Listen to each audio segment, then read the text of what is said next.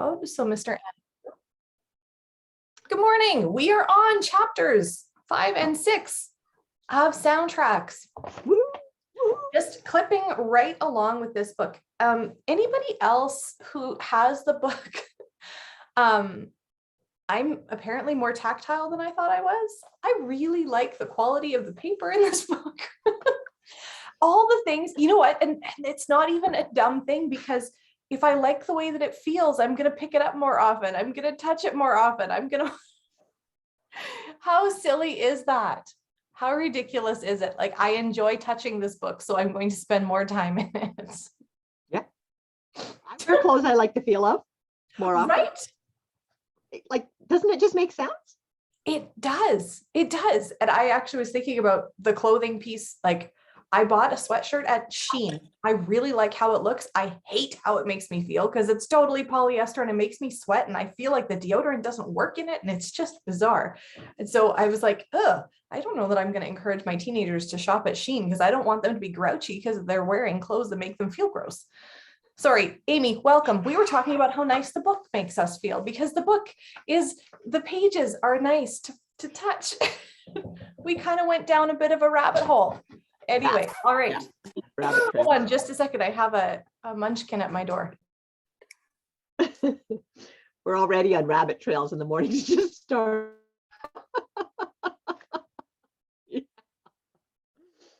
Oh, I have my kids are doing their, well, no, he is jumping the gun, because jobs don't start till 10. If you know how my household works, our household jobs start from 10 till 12, and that's when they're supposed to work. Well, I have my youngest mister, who is like the most thorough doer of the jobs. I would love to hear what his soundtracks are. Maybe I need to ask him what goes on in his head. Like, what is it that he tells himself? Because I think it could be very interesting. He's 9. He woke up this morning at 6 because his alarm did not get shut off. And he just barreled in here before we let you in and emptied my garbage. And now he's doing all of his jobs. So he just knocked on the door quietly. He's like, I'm going to do my vacuuming, because they're not allowed to vacuum during my call. I'm going to do my vacuuming. Is that okay? Well, he has to vacuum like on the other side of the main floor. So he's doing all of the things before anybody else is even awake. Like, Lord, thank you for my last child. This is amazing. I don't know what I did. Like, you know that song, we referenced it before from Sound of Music. Somewhere in my wicked, miserable past, there must have been a moment of truth. Like, I must have done something good. I don't think it was me. I think the Lord just was like, I think you've had enough. We're gonna give you a little gift at the end. Anyway, well, that worked in my family of 4. Is that not how it works? I've been told that the youngest is usually a nightmare. And this one, I'm like, Lord, do you have a surprise one coming for me? Because that would be a shock. Because this one is like super easy. Nolan jokes about that often. He's like, perhaps that don't would be like get too connected to that surprise last one thought. No, maybe it's the dog. Maybe the dog is the wild card last child. I don't know. He's not even that bad either. All right. Sherry and I were talking about how awesome it is when you're doing, I don't know if it's when you're seriously just connected with all of the aspects in your life and you're paying attention. Maybe that's new for me. But how different things that have happened this week, different trainings that have come up, different conversations that have come up have been so in line with this, with especially this first chapter, and how many parallels there are. I just love it when that happens, right? It's just sort of like when we start doing a book study and then everything points to, what was that? That's amazing, right? So, I mean, obviously soundtracks can be put into anything. I just realized Linda isn't here. Are they doing a branding this morning? Okay, there has to be a reason. She's always here. Anyway, I would love to hear from you guys. Did you have any major takeaways or like breakthroughs this week on the material that we had read from last week or from this week? Would love to hear from you.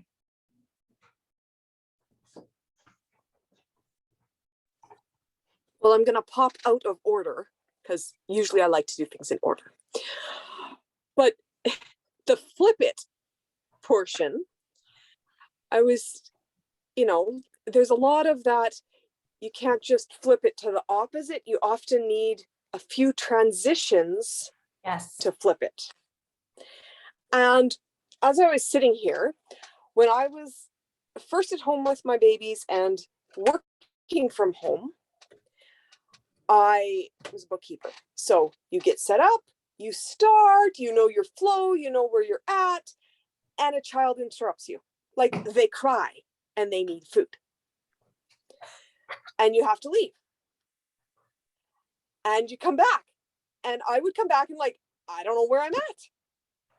Now I have to go through all the steps like to find out where I'm at. And the amount of time, physical time, I was charging someone else to figure out where I was at because I got interrupted.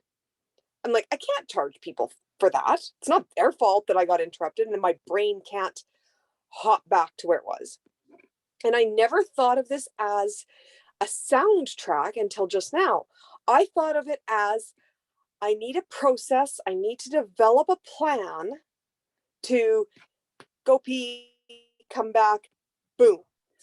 Go deal with a child for 3 hours, come back, start.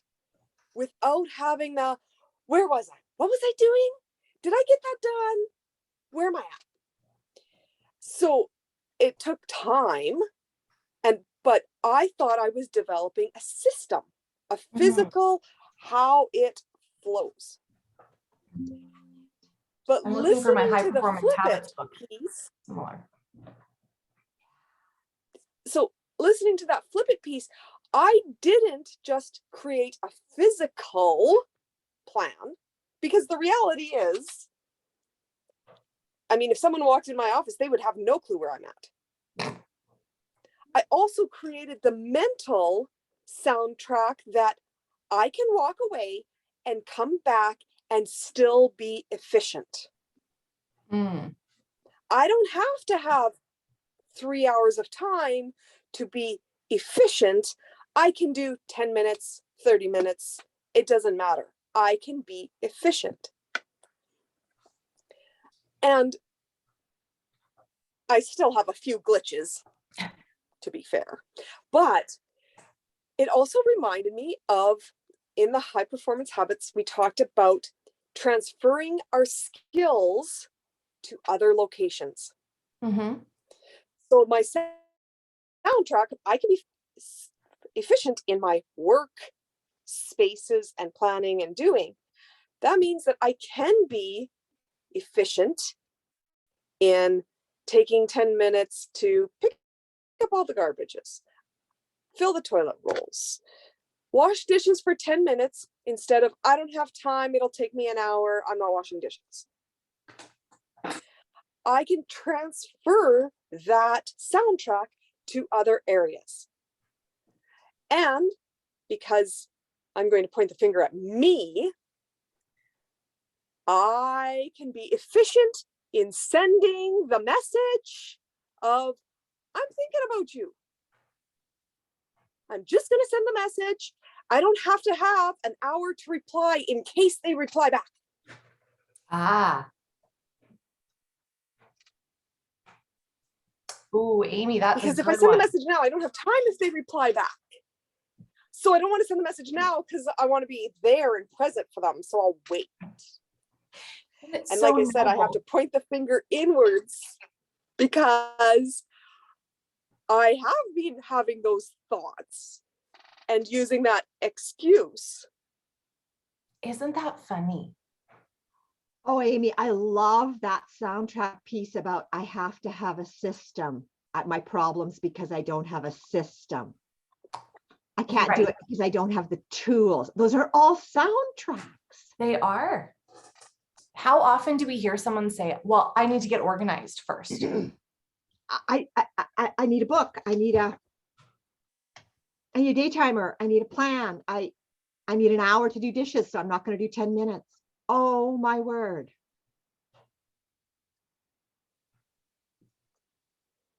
Mm-hmm.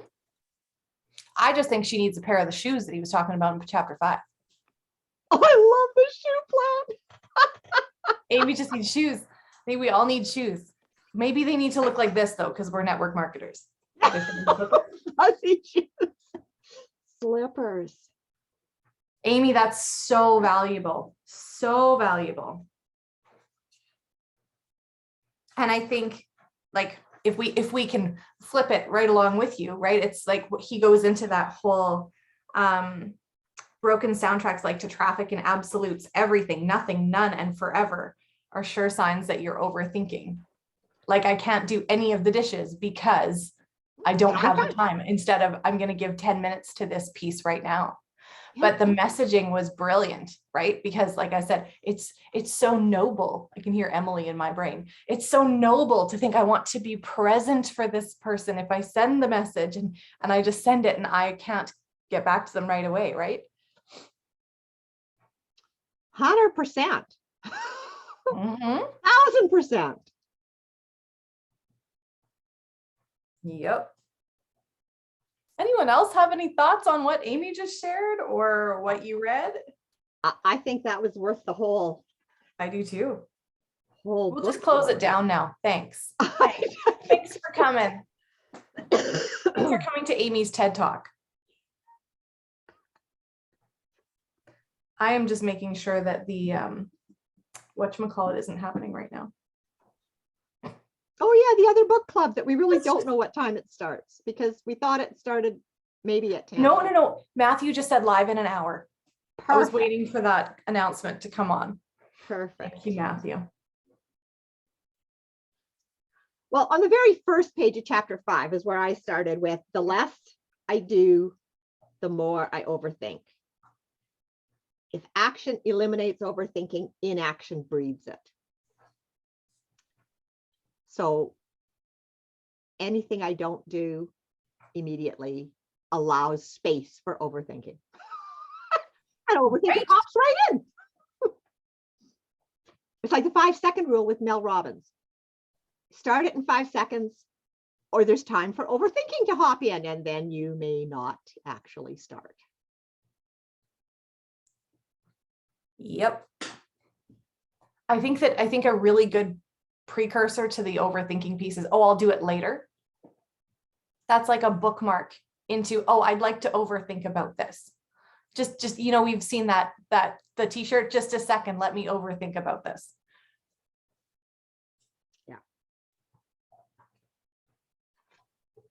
I did really like the process in chapter 5 where he talked about creating a new soundtrack for writing books. Right. To shift from that, that they're difficult and that it's blood, sweat, and tears to that brand new soundtrack, light and easy. And I really wanted to create that soundtrack for my business, light and easy. And even hopping back just a page, like the writers write, what do we do? Right? Like, what is it that we do? Talk to people. Or leaders lead, helpers help. Problem solvers problem solve. Yeah. Influencers influence. Like it's just that, you can't make a difference with your mouth shut. But how many times do we say, oh, but I don't have the right thing to say? Always. Oh, right. Oh, me too. Oh, let me overthink about this. Hang on. Hold on, please, world, while I give you nothing. Like, and I think that the devil really gets us stuck in that, right? I think because we have been given now use the word that you want to use, audience, community, whatever word you want to use. We have been given our own unique audience, whether that is people who are sidelines, whether it's downline, whether it's people who will never join your team, whether it's the neighbor across the street, whether, whatever. We have been given our own unique community, and it is unique to us. Nobody has the same mix of people as you do. Even if Amy and Sherry share a lot of the same friends, Amy has a couple different people. Sherry's got a couple different people, and it changes the mix. And we are supposed to be present for the people that we were given. And so if we stop and overthink things, and we aren't present because we haven't thought it through enough, or we're not available to be totally present, or whatever, we're not sure what we want to say, soundtrack is going to start going in our heads, right? Like, oh, well, no, you don't, that doesn't have enough value today. You don't know what you're talking about. You don't know, like, any of those things, right? Case in point. Okay. Oh, go ahead. Go ahead. I can't remember if this is from another chapter as well, but I remember, him saying it in this last chapter that we just read. It's not like we're replacing a lie with another lie. You know what I mean? You feel like, man, I'm just like the worst writer ever. Like, that's a lie. But you're also not going to say I'm the best writer. Yes. Especially if you're not. Like, that's just not. You can't really eat that very long before you're like, man, this is. How long am I going to lie to myself in this way? You know what I mean? But changing it to like writer's right, and I'm going to write this amount of chapters today, and it doesn't even have to be super like groundbreaking stuff that you write, but just write, because as you let the ideas flow, then it'll go forth. Like, the thing that it made me think of is even with my songwriting, eventually I want to write albums, and it's like, it's not like I don't know if it's 12 songs. It's not like I just write 12 songs. I'm like, finally, I wrote 12 songs. It's like, I'm going to need to write a whole lot more songs than just 12, because a lot of those are going to suck, and that's okay, but it's understanding, like, I'm not going to think about they say that you need 100 songs to have a good album. You need to write 100 songs first, and then you pick the 12 best ones or whatever, and not all of them are going to be a hit, but maybe a couple of them will be, whatever. And it's just with the mindset, if I think to myself, oh, 100 songs, I need to write 100 songs. That's so overwhelming. It's like they're running the marathon thing. I can write one song. I can write, I can write do a one bridge. song. I can do a bridge. Exactly. And then you just keep doing that. I think I can write it. Yeah. I think, and having a mindset with, and so how that, even correlates into Plexus is like, I don't have to be like, oh, I need to sign up like 20 people this month to reach, because I want to be, for me, I want to be senior gold, soon. But if I keep trying to hit senior gold every month, I'm going to feel so discouraged, because I'm not going to necessarily hit it in 1 month of trying to hit it. But it's taking the small steps necessary to make that more likely that it will happen eventually. So this month, I'm not hitting senior gold. I'm getting 3 more people, and I'm going to have 5 more conversations about people pursuing this as a business. That's a step in the right direction, because if I'm going to approach people, that's different than I'm going to get 5 people to be business builders with me this month. That, it's possible, but it's probably not going to happen. And I'm going to feel really discouraged and like, man, I can't do this. But I set the bar too high in the first month or something, you know what I mean? And so it's that question, what can I do? Right. So wise, Chelsea. Yeah. So wise. So wise. Amy? Yes, Chelsea, that's awesome. What can you control? What actions can you take? That is awesome. And it reminded me of his comment about the worst boss. And he worked for that same boss for years, and he was going to quit every day. 7 years of the worst boss. And when they hit their goal, or they didn't hit their goal, they got 48% increase, but not 50. How come it wasn't 50? That actually reminded me of okay, I know that I need to flip this, but it's still going to come out this way, of how poor a job that I do of celebrating I had the 5 conversations, even though nobody took action after that, celebrating the actions I did take and congratulating, and that piece also. Like, and I can look around and there's more than me that is very poor at finding ways to celebrate the physical actions that were taken. So if anyone has a way to, fix that soundtrack, we could all use a little help there. Well, the thing that immediately comes to mind is sometimes we. Okay. Perfect. She's getting lots of vocal things these days. Mwah. The thing that immediately comes to mind is what he talks about as being curious about, because you might say, oh, 5, 5, I talked to 5 people and, nothing came of it. And we could be curious and say, I wonder what would make people want to do this. I wonder what I could say next time that might, is there a way that I can say this better? Is there a way I can do this different? And not in like a self-sabotage way of like, wow, I'm just, but like, this is an opportunity to grow. Like with the whole green ink and the red ink, like instead of seeing it as like, wow, look at all these ways that I just didn't do it right. Be like, what are ways that I can grow and fine tune this skill of onboarding people at, oh, you want to give a hug? Okay. Oh, We can hug that's the back. part of the morning. Oh my word.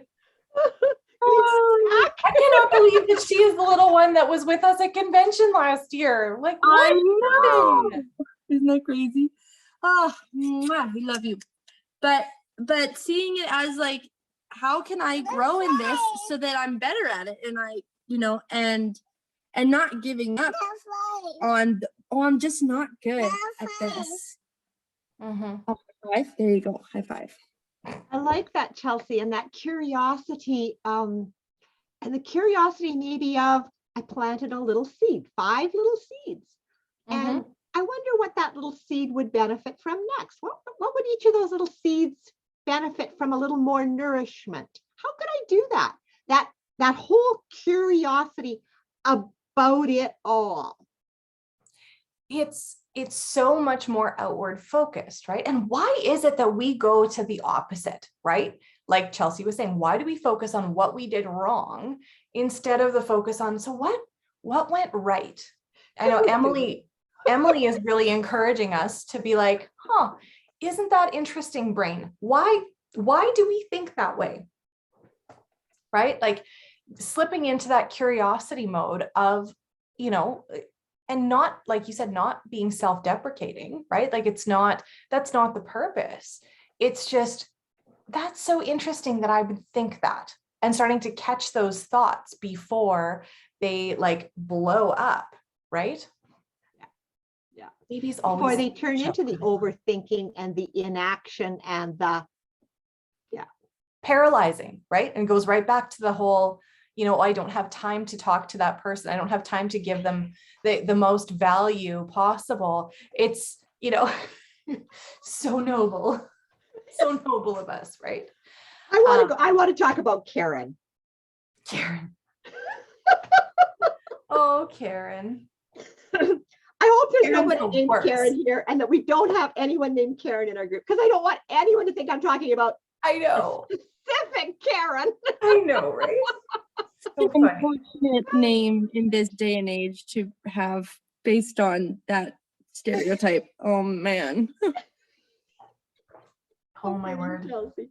But it's like flipping that little angle of, so what do I want the meeting to look like? What would be a win for the meeting? Yes, I love that question. What would be a win here? And when you first talk to somebody, that first conversation, so what's a win? Yeah. Maybe a win is they keep talking. Maybe a win is they reply. Maybe a win is they ask, whatever. But what's the win? What's good for both of us?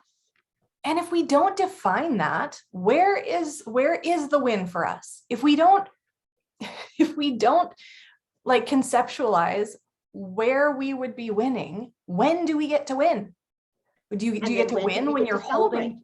Like, Do you get to win when you're holding the diamond on the stage? I'll tell you, you still won't be winning. Yeah. You'll still feel like you're at that 48%. Yeah. Like, but I just didn't get. Right. You'll be thinking, oh, I'm not double diamond. I'm not a 5-star double diamond.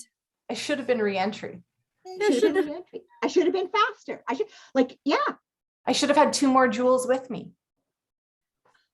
Diana is saying something brilliant, I'm sure. Hold on. Maybe the win is they don't reply, then you know where they're at right away. Or at that current moment. Or at that moment. Yeah. I think flipping, like Amy started with, flipping our thought, our soundtrack about our expectation. Mm-hmm. Yep. I think the whole curiosity thing, like what's behind this thought? Where did this come from? Right? It's so valuable. And we were sure, okay, I'm going to say it again. And I told Emily this week as I was talking to her, I said, I talk about you like you're paying me to tell people to come do your coaching. I said, but I don't care. I'm not going to stop. She's like, thank you. You guys, like, we have been talking about so many things like this what does this mean? Sherry, what am I making this mean about me? Yeah. Right. Yeah. There's a situation. What am I making this mean about me? Huh. Interesting, brain. Why? Right. I think that totally reflects on what Diana said about somebody not answering. Yeah. And when somebody doesn't answer, what am I making it mean about me? Yep. We are so self-centered. I am so self-centered, right? What am I making this mean about me? Oh, wait, it's not about me. There have been a few times where, where I have unfortunately gotten way too excited at the end of the month. And I just send out way too many messages, aren't super personalized, and they don't reply. And then you have to like face them the next day on the first day of the month, and you're like, oh. Did I scare you? Yeah. Because I just Sorry. I just like vomited all over you. I So, vomit on you. Do you need a call? and then it's making me think like, oh man, do they think I'm like one of those like weird like MLM girls? Do they think I'm one of those that just kind of like puke all over the place and just try to leverage the friendship for personal gain? That really made me think. Sorry, you just totally made me do one of these to me. I was watching. It's really hard to do that to yourself. I've been following this gal in town here who is an esthetician. She does facials and the stuff that Sherry and I have been interested in lately. And it's not ours. She's a different person. And she decided this week to just eviscerate MLM skincare. Like not even call it out. Like, we will use the word eviscerate. And she just keeps going back to it and like back and back and back. And I was starting to get offended. I was getting offended. And I felt like coming at her being like, don't you know? Right. And I'm like, of course she doesn't know. Of course she doesn't know. But what am I making this mean about me? Like, I am totally embracing something that is not like, stop it right now.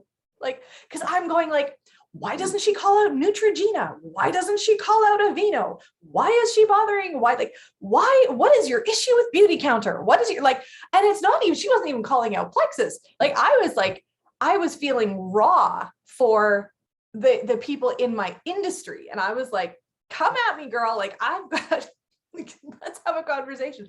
But to the point that I was like, I am never going to go see this woman. I am not going to like, and if I was laying on her table and she'd be like, so what do you do? And I'll be like, I am a successful network marketer. And I was having all of these soundtracks in my And own this is head why I about can all of afford to come here. By the way, having all these, I'm like, oh gosh, what is wrong with me? Oh, goodness. And you then, better take my MLM income, otherwise I wouldn't be coming to you. Be thankful now. Yep. My shady MLM is paying for this appointment. Just oh my God. oh, so interesting. And then we're back to Karen. I'm back to Karen yet. I'm still with Karen. Karen, And it's like, so pull the thread. What's behind that? right? So what started her on that conversation? What's behind that? You know? So I did start thinking, I was like, this is so interesting. Who has hurt you? Like, yeah. what is the matter? Like, to be fair, she also called out other skincare brands, even like to the point of calling out Eminence Organics. So it was super interesting. However, she is not spending her time making reels about Eminence. She is making reels about MLM skincare. And really, like, but it is the pull the thread thing, right? It's, and am I making this something about me? Or, Yeah. in our quest to rid everyone of all of their misinformation on our, on our culture and on our people and whatever, and you're just like, that is actually not my job to do, because you're not okay. So I'm just gonna go love on somebody who actually wants to be loved on, and maybe your time will come. I don't know, Karen. Like that was sort of my That makes me literally think of an example. The movie The American Gospel has some good things in it, but it also bashes a guy named Todd White, who I have really enjoyed a lot of his stuff over the years.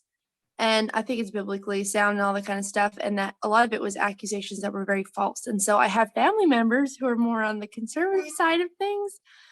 And I speak in tongues, like full on. Okay. So my family was kind of like about that. And so when they talk negatively about this guy, I feel personally attacked. And it's not good. And yeah. Yep. It's not what good. am I making this mean about me? Yeah.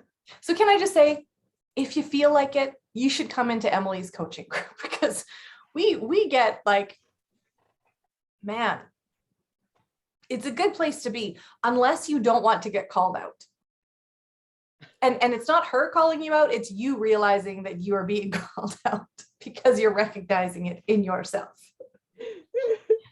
Well, just to back it up, she's going to talk about boundaries next month. So things are going to get.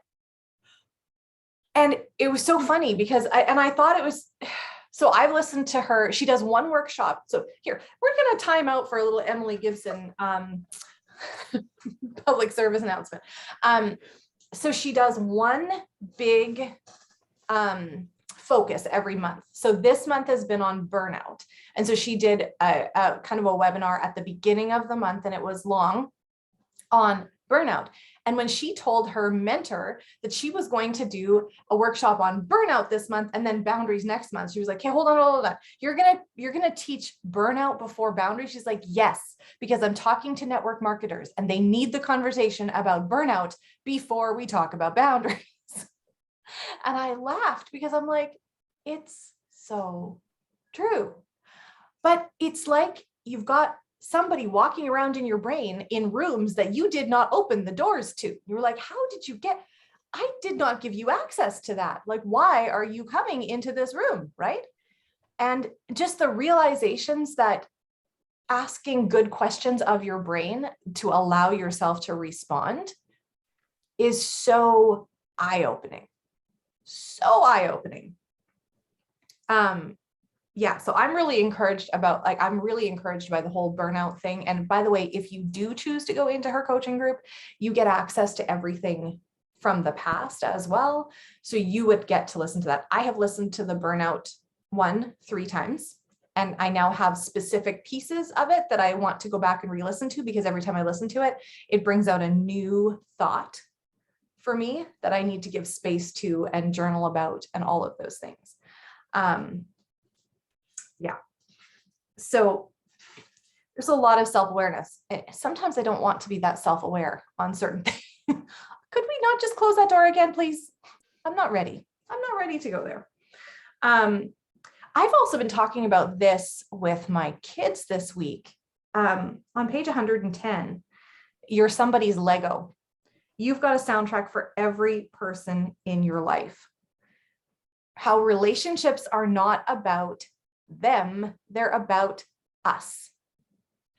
My relationship with Amy is how she makes me feel, and that sounds ridiculously selfish, but I would bet that it's exactly the same for everybody else. It's actually not even about how she makes you feel. It's about how you make you feel when you think about Amy. Right. It's so self-centric. It's ridiculous, but it's how we work.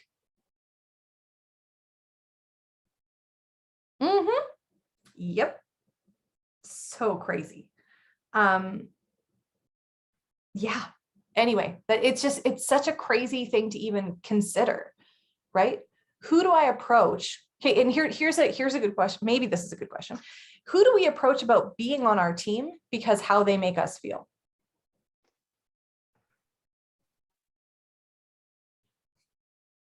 Are we approaching people who make us feel like we're smarter? How does that correlate to people who you would deem in your circle of influence as being more knowledgeable? Maybe it's healthcare workers or nutritionists or lawyers, or like, would you actually talk to somebody who had a couple degrees and was a professional to be on your team to do this business? Or would you feel like that's sort of above you? Would they make you feel lesser if you approach them? Is that about you or is that about them? So interesting. Chelsea's really good at approaching anybody. I will say. Chelsea's like, I don't care who you are. You got a pulse? You're qualified. Bingo.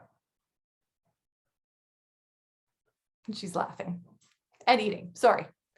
I'm going to call you out with your mouth full. No, just kidding. This one was so good too. I don't know if you guys caught this one. The broken soundtracks related to selling. If I keep pushing my business so often, people will be angry at me. This one happens because if you're new to sales, you might unknowingly think about the worst version of it. Maybe like that lady that I was talking about. Maybe she had one negative experience or found one negative ingredient or has that one friend. Well, and I think he says it on that same page a little bit lower down. I'm never mad when someone sells me something amazing that I need, even if I didn't know I needed it before they brought it to my attention. Yeah. Chelsea, if your ear is near us, Chelsea Harder, there is a book that Abby Kappa recommends, and it's a sales book. And I can't remember what it is. Maybe I downloaded it to Audible. And I was just thinking how often we discount the actual transaction of selling or the skill of sales because we're not in sales, right? We like to elevate ourselves in Plexus. We're not about sales. We don't do that. Soundtrack too, right? We're not really direct sales. We're e-commerce because it sounds so much more noble, right? We're not like that. I remember actually getting triggered by another friend's MLM post. She's like, we're not MLM. We're blah, blah, blah, blah, blah. I'm like, BS, you are. It's the greatest industry in the world. Cop to it. If you don't want to be part of it, that's cool, but you are. So stop saying it. If you don't have a leadership plan, it just means that your compensation plan sucks. Just going to say that. You want to call out all the great things about it. I would like to show you. Oh yeah, we don't have leadership. Oh, that's crappy. Sorry. Oh, I have to find what this is because she has talked about it so many times. I'll just be over here. Yeah, I can't remember. I do remember her mentioning a couple different books, but I mean, there's so many books that everybody recommends, and I'm trying to read them all. Yeah, I want to say I've got a couple on here. There's the Challenger Sale, which I'm not familiar with. These are ones I haven't actually read. I've just gotten. There's This Is Marketing by Seth Godin. But there is one that she talks about, and it's about sales. And really, everything we do in pretty much any business is about sales. Even Amy doing bookkeeping is about selling people on something. When Nolan writes a ticket, he has to sell the ticket. He still wants the person who's going to have to pay to be happy. So he's got to sell the ticket. Amy. It's even more than that. It's even more than that. It's our kids going to school and handing in a paper, selling themselves in the paper to get marked, sending in a job application. If you don't think you're in sales, write up your resume. Help your teenager write their resume. You're helping them sell themselves for a job. And once they get that job, it doesn't stop there. They show up. That's selling themselves. Yeah. You worked with somebody who didn't show up on time. What were they doing? They were decreasing their value in your eyes. You could even go to how people are dressing, to go to hand in the paper, to go to hand in that resume, to show up. I talk about this with my kids all the time. If you want to be given the benefit of the doubt, appear like it. Don't look schleppy. Don't look scungy. Don't look like nobody wants to trust you. Dress like the person that wants to be accepted into the group, like not into a group, but if you want to get a job or you want to be thought of as highly responsible, take care of yourself in those ways. Conduct yourself in those ways that you want to be thought of as responsible. Use words that are responsible words. Don't use dumb words. To my teenagers. Yeah. They're selling themselves to their friends, their cohorts by using those words. And the question is, who do you want to buy it? Do you want the teachers who are going to grade you, who are going to help you along in life, who could possibly employ you to be impressed? Or do you want Jackal beside you to be impressed?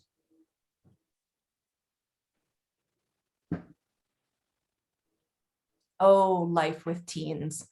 Sometimes Jackal feels a little bit louder and a little bit more, I remember having some of those thoughts myself, thinking that compromising good values in order to be seen as popular was somehow going to make my life better, but it just made me a meanie pants. And I didn't like myself. I agree, Chelsea, because there's somehow this noble thought that if I go down to their level, then I could influence them and bring them back up. How noble would that be? Oh, so noble. So noble. You know, the other piece to it too is how often do we allow our own soundtracks to start influencing other people's thoughts of us, and not necessarily in a positive way. So I'm going to go to an interesting place, and I'd love some dialogue on it. We work in health and wellness. No, you know what? Let's go to somebody else first. This will be easier, and then we can point the finger at us. So I have a friend who is in, or somebody that I'm getting to know, who is big in one of the makeup companies. And what she has to put out on social is makeup and how lovely her skin looks and how put together she and whatever. And I thought, I couldn't do that, because what if I showed up somewhere and saw me and I had like one wing done and one not wing done, or I like the contour was wrong, or there was no contour. Like, I don't know that I could handle that kind of pressure, because of what is being, the picture that's being produced with the soundtrack that I'm hearing is, you can look this put together all the time, right? And it's sort of like, what, I don't know that I want to ascribe to that. Like, I don't think I could, if I always had to be that example of, what would that be like? But that's the soundtrack I feel like I'm hearing. Now, whether that's about me or whether it's about her, whether she's just turned up the soundtrack and that she's portraying that, I don't know. So let's turn it around to health and wellness. I get a cold. What does that say about my business? Or I'm not the size that I would like to be. What does that say about my products? What am I making that mean about me? I have something to add to that thought. Cool. So, my dad has seen some really awesome changes on Plexus, like crazy. And he's got a family friend of ours. She is very, very skeptical still, even though you can like visually see, like, you know. And so he had the flu, and my dad's very old school, and so he posts like everything on Facebook. So he's like, I got the flu. And she comments on it, oh, but aren't you like taking those vitamins and stuff that's like supposed to like help with that and da-da-da. But she was like poking, you know, and I'm just like, that doesn't mean that you're never gonna be sick. Like, do you understand how stupid you sound saying that? You know, I'm just like, oh my gosh, this lady like has some nerve, you know, like, oh, it just made me so mad to read that. I started typing. I'm like, and I like erase. I'm like, no, I'm better than this. The Lord just goes, stop it. Stop it there. But you know, I've been there, felt that. I have too, right? Where you want to say to somebody, like, just because, like I say, it's not magic beans, it's not fairy water, it also doesn't make you superhuman. I'm sorry, it doesn't. Not sure. But are we allowing these soundtracks in our own minds to come through in our posting? Like, do we make it sound like everything's always fantastic? I always feel amazing. Or is it, I have the right tools to do the things that I need to do when I don't feel bad, or when I do feel bad. And now I've raised the awareness of, instead of my body needing to scream at me and shut things down and send me to the hospital in order for me to pay attention, I just get this little, hey, excuse me, we've got some, psst, hey, you need to go to bed. Hey, psst, you need to move your body. Hey, psst, right? Instead of it being like sirens going off and explosions and whatever in order to make you pay attention to what's going on, right? And I would just sort of add to that sometimes those little messages, if we're still ignoring them, because some of us do, just saying, if we keep ignoring them, they sometimes have to get really quite loud. And then we do have serious things we need to deal with. And the fact that we've been taking care of our body and giving it lots of resources has actually put our bodies in a better place to deal with whatever it is. Doesn't mean we're not going to have to deal with it. But I totally agree with the soundtracks that we put out. Are we making it, is there an implication that we're invincible, superhuman, Can never get sick. or I, yeah, it's been tricky, right? Because like with COVID, I will say it, with COVID, we didn't want to talk about how many of us ended up getting COVID. Well, guess what? Everybody, I said it at the beginning. Did I believe it later? No, we're all going to get it. We're all going to get what's out there. It happens. The flu goes around, right? It's the way that it works. But, and we were all, because I think too, it's assessing where the community is. Like if you notice that your community is just ready to go, maybe don't say it. But, for me, we got COVID back in, Sherry, when was that? September? November. No, it wasn't November because I was October? away. Beginning of October. Beginning of October. October.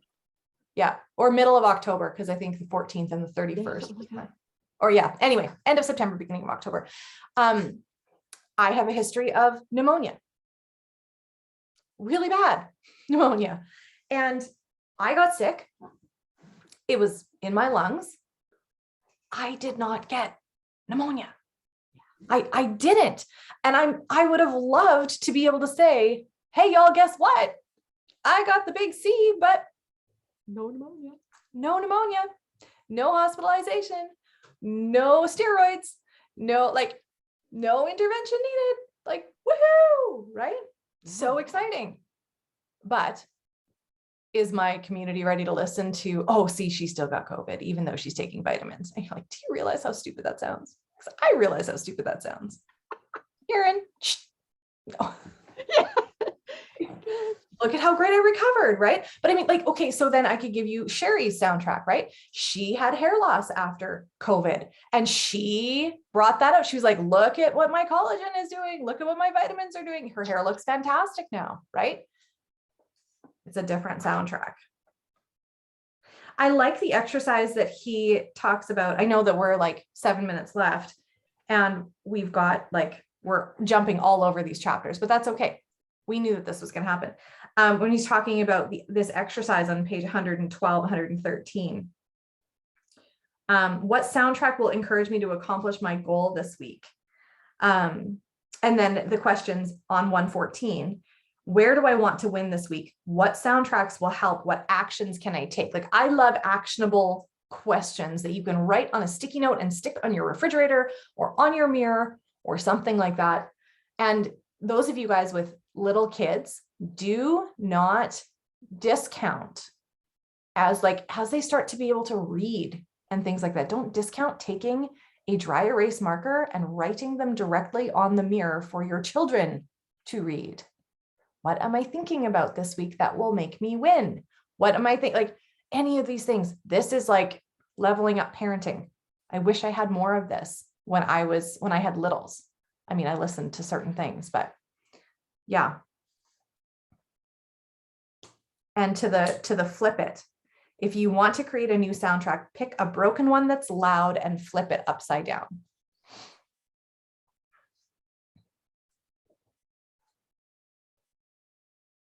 I was just talking with a friend today because she actually saw, because I had taken a screenshot that I was listening to this audiobook. And, on the cover of the audiobook, it says like the secret to not overthinking or something like that. And so she messages me, she says, ooh, what's the secret? And so I'm like, the whole book is secret, but I'll give you a couple things. And one of the things I said was, is taking a lie and minimizing it to not be the most true thing about, even though it's the loudest thing. So instead of saying, wow, parenting is really hard, instead of saying parenting is easy, because that's My total lie. It's a total lie.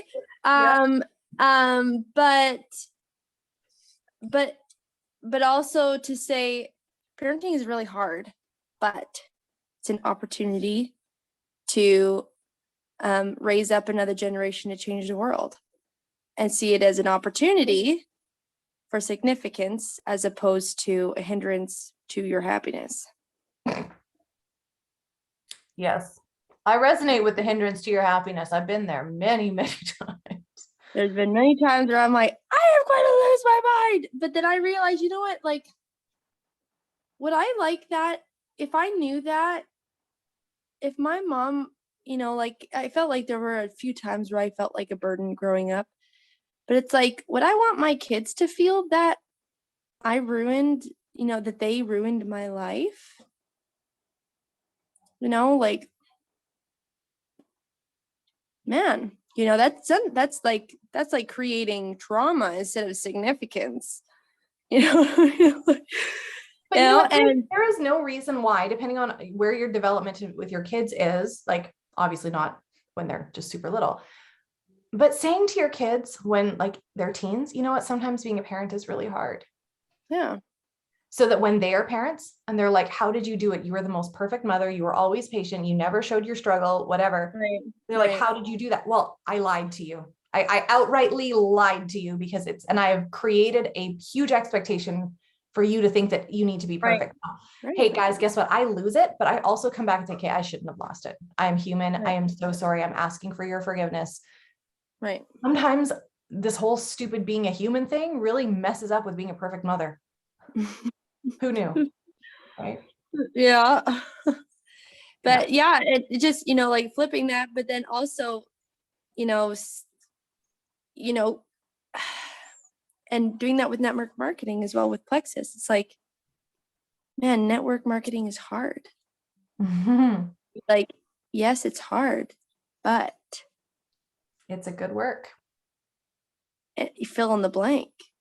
I mean, it's an opportunity to change so many lives, and that is worth the hard.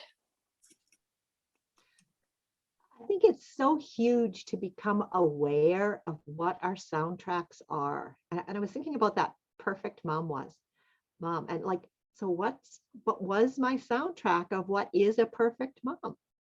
Like, what does that even mean?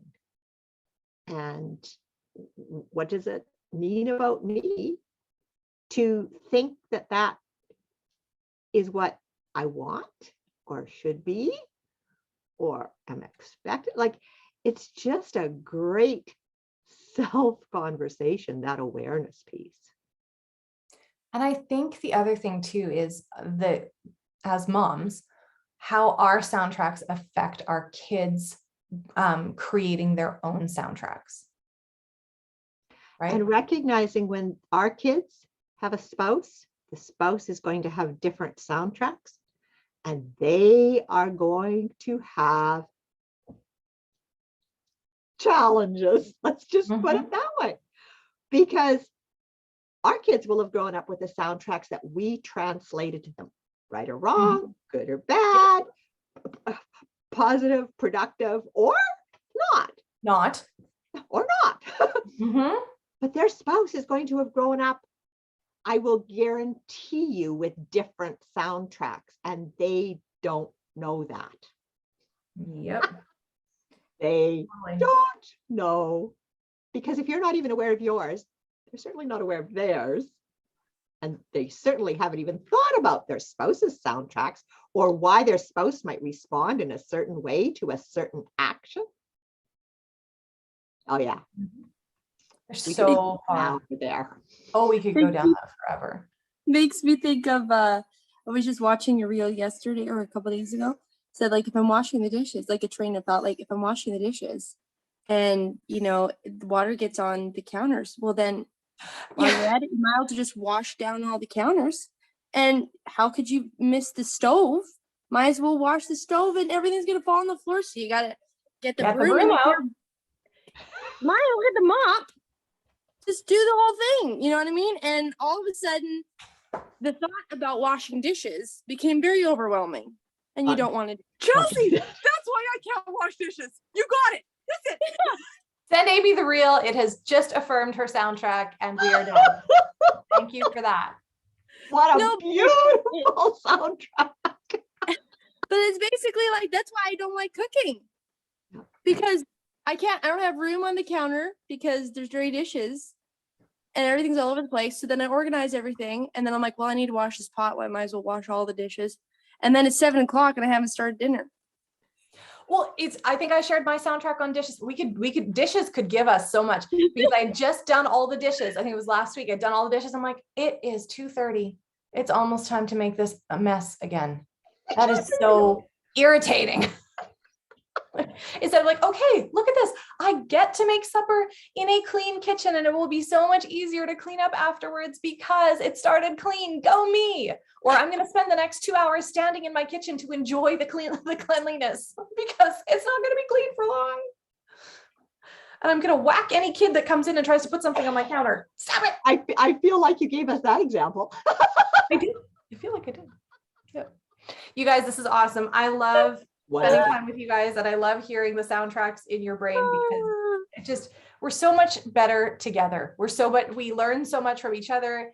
So thank you guys for being such a valuable piece to my learning and my understanding of soundtracks. So next week we are doing the next 2 chapters, gather evidence, put a new anthem on, dig your way into positive thinking and put the new anthem on repeat. Do not forget that the next book that we are doing is called The Slight Edge. So if you need to order it, please do that. And try to get the most recent one. It seems like and the hardcover one is cheapest. I don't know. Anyway, we don't know, but I was listening to Brittany Howard's stories again this week, and she was referencing again The Slight Edge and how great it was and all the things that she's learning from it. So anyway, all right, we're going to go off to the Plexus Book Club. Have a great day, guys, and we'll talk to you later. Bye. Love you guys. Bye.